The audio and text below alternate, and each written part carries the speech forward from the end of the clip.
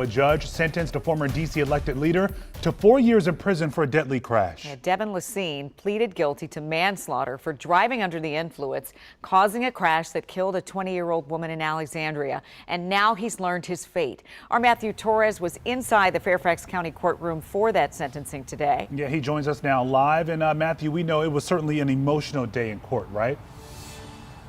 So emotional, it was tense sometimes. It was packed with friends and family from both sides. After this long sentencing hearing at the end, the judge ordered Deon Lesesne to serve 4 years behind bars. And since he already spent time in jail for 1 year, that is now adding as a credit. And that is a stark difference from what the Commonwealth asked for. They asked for the maximum sentence of 10 years, even though the sentencing guidelines said to provide 2 years.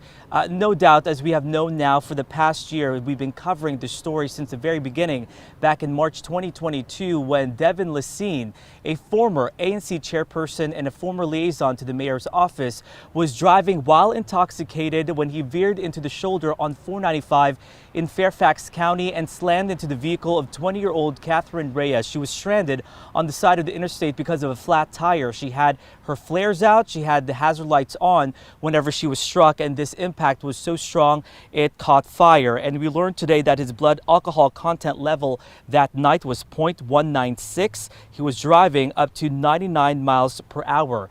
And in an unexpected move, the judge asked him to take the stand so he can ask his own questions. And during that time, we heard from Lesesne, who said he was extremely sorry for what happened, broke down in tears while he was on the stand, and even invited the family of Reyes, if they ever want to vent or just really talk about this case, to reach out to him if that provides any more healing to their journey.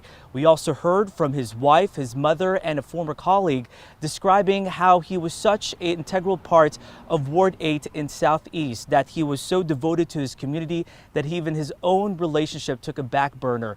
And his defense says that one terrible mistake should not overshadow him and what he has done for the community and what he still plans to do. Now, we also heard from several members of family and friends of Catherine Reyes. They broke down in tears as well. As you might imagine, they were hoping for the 10 years. They say this is not justice. You'll hear from them coming up at 6. Live in Fairfax, I'm Matthew Torres, WUSA 9. It was one terrible, tragic mistake that changed so many lives. Matthew, thank you.